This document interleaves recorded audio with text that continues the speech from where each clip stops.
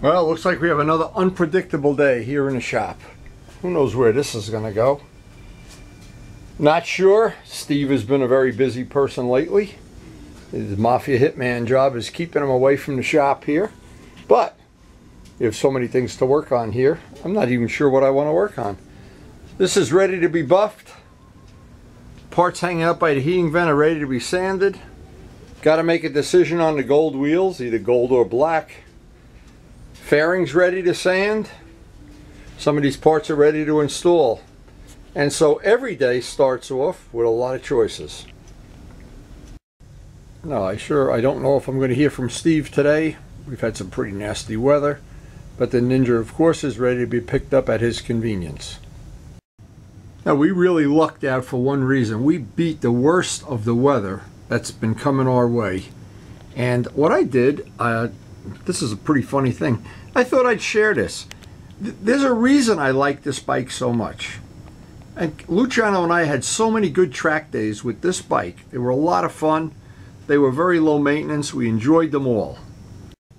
So what I did is, as I was cleaning out my drawers and trying to organize things, I stumbled upon some old flip videos. Now, anybody back 10 years ago, we were using the flip camera. Flip is now out of business. All those videos that I shot years ago, they don't just jump up onto the computers, they have to be converted. So John Pothier, and thank you John for doing it, did a nice conversion job, converted over one of our track days from when the FZR was a new, it was only 25 years old then. But we had such good times back then. So what I'm going to do at the end of this video, I'm going to tack on the footage that's edited. Now it's edited down. So a couple of things today. I wanted to, if all else went the way I wanted it to, I wanted to get the tank buffed. Not sure that is going to happen because we're in the middle of some really nasty weather. And the fairing sides are just sitting up there cooking. And this was ready for wet sanding. So we got plenty of jobs here. But my ultimate goal here is to get everything ready while it's really cold and nasty out there, get all of this, what I'll call indoor work done. And if I can get all the indoor work done, wow, is that going to be nice. It's just so nice being inside instead of outside. Now the other thing I have, beside track day stuff, I have some, I'll bet Chris will love this. I have some old footage that's over 10 years old now of the New Jersey Sport Bike Club, when we went on some of these sport bike rides with a whole ton of bikes, and guys were putting them in a ditch regularly, and we, well, I don't want to spoil a surprise. I have some of that. Once I get that converted over, that'll even be more fun. But I'm trying to make a point. The point is, when you're younger, you don't think these videos that you record and all this stuff you post up online is going to mean something. Then one day you get a little older, and it's priceless. And that footage I have from Luciano and his 250, and that's priceless stuff. And that's one of the reasons I thought it was worth spending this incredible amount of time and energy to restore this motorcycle. Anyway, time to get busy here. So if you want to know why I'm happy to be inside the house today, here it is. Rutherford, New Jersey, 4 degrees, real feel -20. -20? I'm going to go buff out that gas tank. No riding today. So it looks like our sequencing on this job has really paid off, because we're inside today and not outside. It'll be a lot more fun working in here than it would be out in the garage. Now the goal today is going to be to do the buffing. I really don't want to try to rush that. This takes a few hours.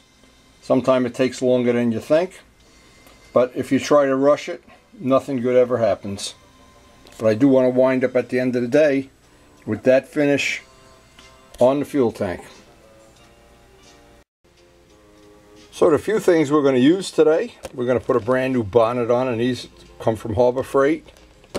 And again, they're so cheap, I don't ever try to use the old one over unless I'm just doing something that's not important. This job is important to me. So I got my $12 buffer, my $4 pad. This was about 40 bucks, I think. I'm not sure, because I bought it when I bought a bunch of other stuff. But this is what I typically need. And the Meguiar's has worked well. All the compounds will work well. I don't think it's all critical. I think what this has, it's just a little bit, makes it a little bit easier, a little bit nicer. But certainly most of the other compounds I've used will bring up the shine. This really brings it up really nicely. Now, as I mentioned before, and I try to share the hard-learned lessons of the past, what would happen in the past, a lot of times I try to use these up. I try to wash them, and they're so cheap that when I think of how many hours I've got into this job, to save a few dollars, now, just not worth it. And they always give you two, by the way. So, but I would always suggest, if you're doing your the restoration that you've spent a lot of time on, this is cheap insurance that it's going to come out as good as it possibly can, and that all your efforts won't be wasted. Because buffing that final paint out is really one of the critical steps to push it over the edge and get it right at the top level. And again, these things are about, I think these were $14 when I bought them. I bought 3 the last time. And they do wear out using them at the way we use them here. So, all I can say, buy 2 of them, just in case. But they are good. These are lightweight. The big heavy one, you got to have somebody holding the part. It's very difficult. This, you can hold the part with one hand. So this is a good thing to start with. Now, I remember watching, I think it was Ammo, one of the really high quality videos, the finishing videos, and they were showing how to put the compound on the new pad. And I thought, well, let me try it, and yeah, it worked. So the other thing, then I dial up a video from like a year-old video, and this was a fresh pad, and the guy was putting the same guy was putting the stuff on the car itself and then running the buffer into it. So I guess it works both ways. I don't know. Or I guess there's a lot of things in life where just one way maybe a little more convenient or easy. Anyway, now we're ready to go get the part. And the trick with this is not to put so much on that it goes, they call it slinging. It goes all over the place and you decorate your whole cellar with this. So the first thing I want to do a little test. The part is all sanded, cleaned. This is a brand new pad. I want to try not to decorate the shop. A little test. Since I already know that the paint has been hard enough to sand, that definitely means it's going to be hard enough to buff. I always take the easiest spot right up here. Now I've noticed, worth mentioning, I don't do it, but there are people that do it, and they show on YouTube how they do it, and it seems to work on cars where they have a big hand buffer and a hood of a car. They hold the buffer in one spot and just do that, and they build up heat. And then they've mentioned, even these ones that are professional videos, they start talking about how the heat helps burn buff the paint. Now, I have never experienced that because I don't buff cars out. And I generally don't use, maybe once in a while, I'll use the big heavy buffer, but for motorcycle parts, this has always been choice one.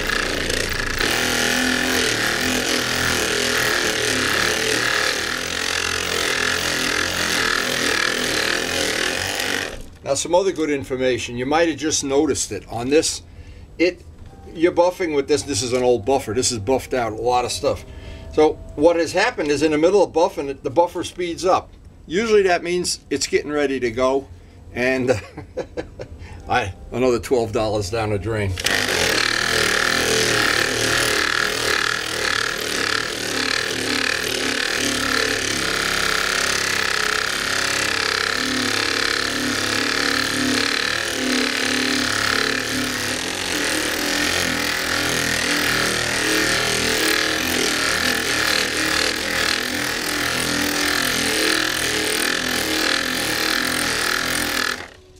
Now I wanted to show only this step in real time. I know this can get a little boring to watch. I want it to be in real time. I didn't want to be in one of these camera cut things. And I think you can see that's in real time. No fast forwards, no fancy, no Photoshop or anything. So now the trick is, it's just like sanding. I'm going to take this piece, a piece here, divide it up into little areas until that area right there now is perfect. Move on to the next area, move on to the next area. If you just sit here with the buffer and just go, it's 5 times as much work. That's the best tip. Divide it up, make it easy on yourself. Now I'll move out over here, over here, over here. However, but I want to avoid these high areas. I don't want to hold the buffer up against that. I'll break through. Back here you're really not going to see it. This is going to be covered by the seat. When I get to these bar, I want to have these really nice. This is one of the focal points of the bike. And of course over the decals, as nice as I possibly can do it. Now I remember when I did all the Bondo work up in the front here, I was wondering, I wanted that to be smooth, I wanted this to be around the edge. Now as I buffed that out, I'm really glad I did it. Anyway, I'm going to pick a little spot up here. Again, this gets redundant, but if you do it this way, I'm sure you'll have relatively good success. Even the first time you'll have success. The trick is not to treat it like a car and try to do the whole thing in 15 minutes. It just takes time.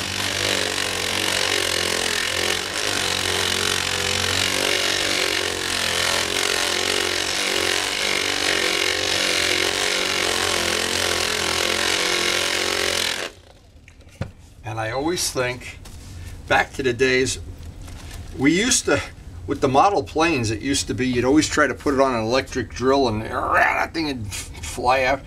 This system, this works so good, it's unbelievable. All that area that was Bondoed in up here, so this didn't have that ugly lip like FZR has, that ugly edge around there. And this is the whole thing, like on the previous couple videos, getting things sanded flat, getting them buffed, using the right thing, the right material. This makes it not only doable, it makes it kind of easy. And boy, it's a lot better than being outside when it's 4 degrees out.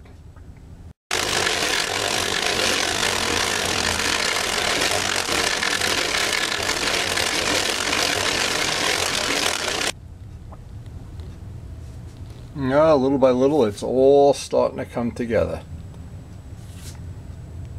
But I really want to be careful not to be going over any of those, or even this edge here. Stay away from those edges.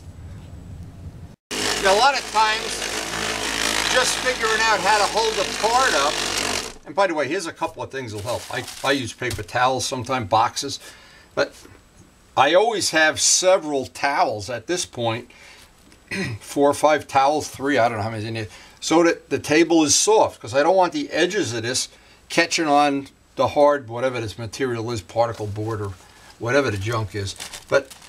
And as I'm detailing this out now, at this point, I'm just looking for any spot that looks just not what I'm looking for. But well, you could shave looking in this. Who's that ugly guy in there? He looks a lot like me. Anyway, now this is going to be relatively difficult to get this area because I've got to hold it up somehow. That's where having a padded table comes in. Now here's one of the few things, I forgot to mention this before, that I found helpful with these.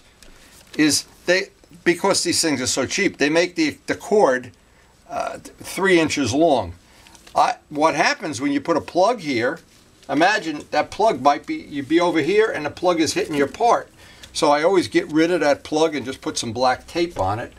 Of course, it's always up to electrical code, like everything in this house. But that is a good tip.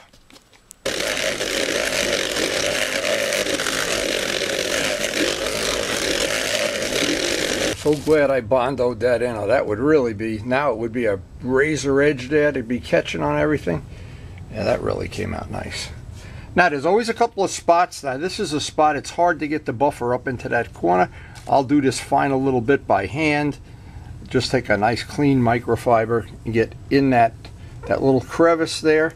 There's some spots back here I want to dress off with that, but little by little that part's coming out great. That is, and at this point in time you really appreciate all the work that went into this. And there's always one little little spot in the bottom of this. I don't want to take a chance. I don't want to take a chance with the buffer getting up in here because the buffer is bigger than this angle. So I'll treat this like it's a model airplane and just do this part by hand. A little labor intensive, and I don't want to do around this Bondo area that I spent so much time trying to even it out and give it a nicer shape than a stock motorcycle. Little details, it's all little details. And I'm always afraid if I get the buffer up in here and I buff through an edge, I got a lot of work ahead of me. I don't need any more work. What I need is some summer days. I need a ride. I'm getting cabin fever here. Anyway. But at the end of this video, I'll put that little track day thing. That'll bring back some great memories of summer. And boy, did we have good memories back then. We were younger then. This motorcycle, that was the beginning of its several years doing track days. And it was always a lot of fun to ride on a track. Now here's a little thing I wanted to share, and it's probably something really, this is really good information. When I was looking at this, really up close, and I'm under fluorescent lights, of course, and I saw a spot that had totally evaded me. In fact, I got to look at it now. It's right here. As I was buffing this by hand, I noticed. You can always, if you see a flaw in the paint, and of course, there's no end to how fussy you can be. I just go back and sand it out with 2500. The idea is never to just be satisfied with something that's got something you can correct. Of course, there's things you can't correct. That at some point you have to go ride the motorcycle. But while we have these cold winter days, I can pick away at this endlessly and get it perfect. Hopefully get it perfect. Now, once I finish with this and it's flat, I'm happy that it's flat. Let's go back in there and rebuff it out. There's no end. You can go back and forth and back and forth and back and forth. Now I have to candle it. Look for that. Getting harder and harder. It's getting harder and harder to find these mistakes. Anyway, you're never done. It's always picking away, picking away, picking away. Little by little, it's coming together. We have a couple little spots I'm going to have to touch up with a brush or with the airbrush. And there's always touch-ups. There's even after the bike's a year old, there's stuff to touch up. But that paint is really coming out nice. Just a matter of patience. So this turned out to be quite a good session. Tank is fully buffed. Fender's buffed. Tail section's buffed. We do have a few parts left, but as of right now, I feel like we're in the driver's seat. And the stuff is just buffing out beautifully. So I hope you enjoyed the video, and I hope you enjoyed this little, well, it's nostalgic for several of my friends that did track days with us. But enjoy it anyway. It's a 9 or 10-year-old footage from Millville, New Jersey track day. And thanks for watching.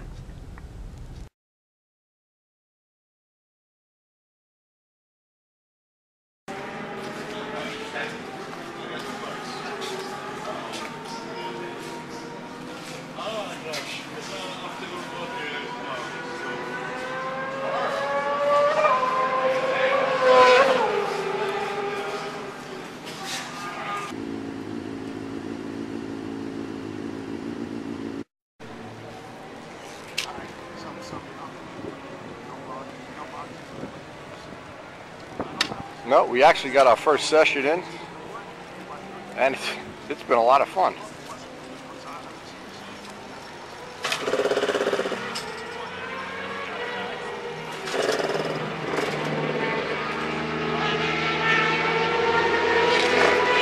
Luciano's getting the TZ warmed up for tech,